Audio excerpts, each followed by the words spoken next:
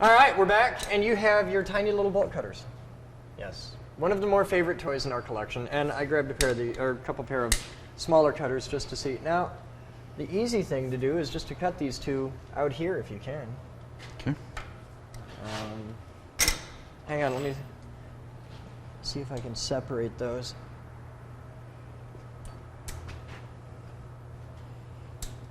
"20-year-old zip ties." All right, there. That help? Yep.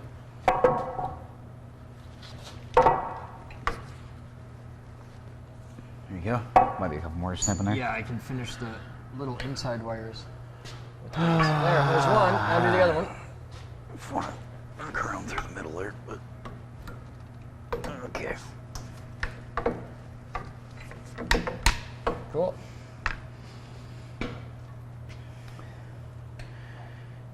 It always seems harder when you're doing it to master locks. All right, I think that's it. Are there any other? I didn't see any other ones. Yeah, we should be cool. Okay. All right. And now we back out with the forklift. Let's see if we're free.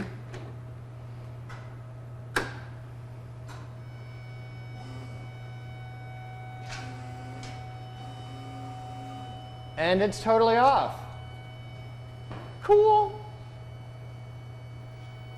All right, I'm going to take it right out of here.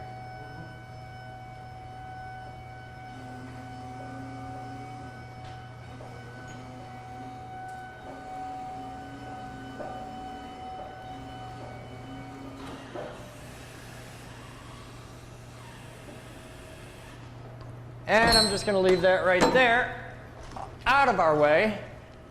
We'll get to that in a future video. Now, this just got considerably shorter and easier and smaller and nice. Yeah, except you can't flip that up and over. Why not? Because it Box. hits the back. That's why I got you this. Yeah? Yeah, see? Ain't I a nice guy? I got you that. And where's it go? Right here. No. Yeah, we got that one special. Wasn't part of the collection that we had out here. And I'm going to set these aside. All right, now at this, where's the really big Allen wrench that we had a second ago? I think I put it down over there. Okay. Might be to the left over here, too. I think that's it. It might be. No, that's too big. Right now, there's 15 viewers going, "It's to your left! It's right there! How can you not see it?" Yeah, that's what I need. All right, while you start on those, I'm going to work below and see how much of this stuff I can get off, okay? Okay. I'll start with the bumper. Yeah, you should take a minute and discuss the scoreboard there. Well, we have a lovely scoreboard over here where Kevin here has one up on me over, injuries. So it won the last match. Show him your injury there. You gotta let Mikey get a good close-up on it. I got 2 nice skinned knuckles and a really nicely swollen bruised one.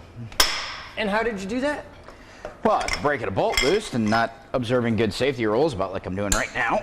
And are you observing good safety rules now, or are you? No, I'm getting ready to, to sock the bot again, you know. Well, let me know if you're gonna hit me in the head doing something up there. No, there's plenty of steel in the way. I'll just, hurt myself. Not for nothing, but I'm healing in a much more delicate location. Yep. For those of you that aren't familiar with what I'm talking about on that, you want to check the third video at about 4 minutes 20 seconds. It's quite the experience that I know I'll never forget it. I was touched. Yes, you are. I was definitely touched. It's also why I'm wearing this particular T-shirt today. Yeah, I that did not go unnoticed.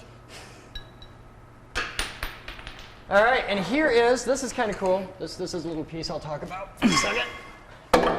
This is a bumper, and it bolts. You can see all these little plugs.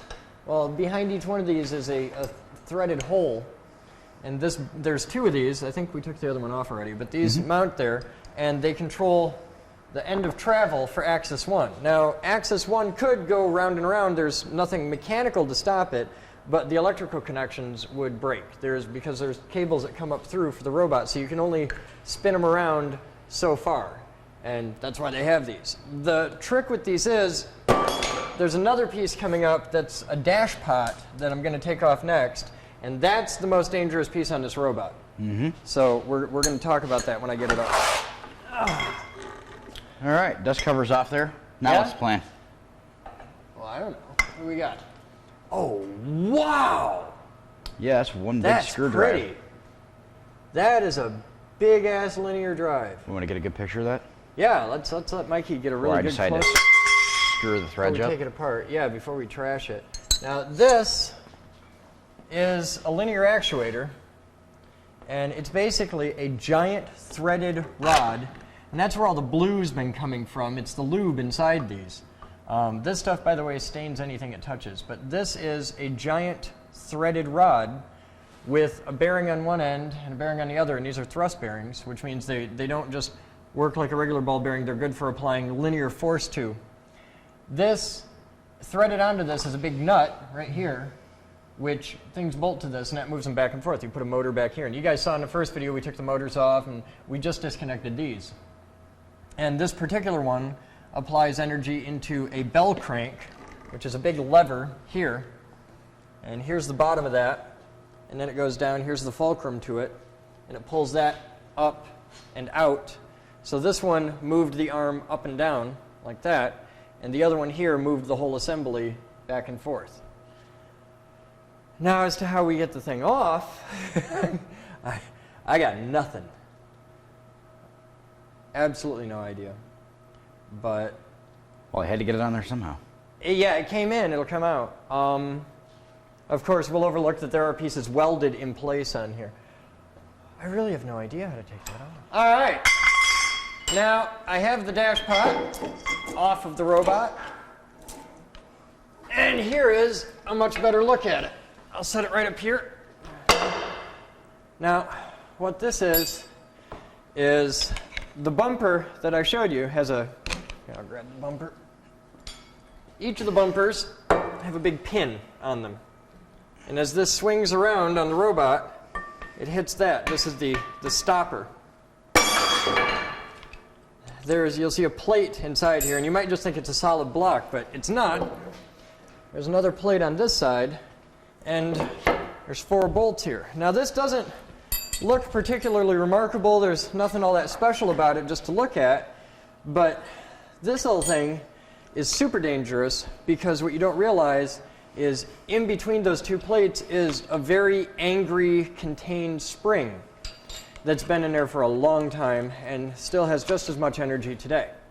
And if you just take these 4 bolts off, it's going to shoot out that end with great ferocity, and you'll probably get hurt. So we're not going to take this apart because it's simply too dangerous.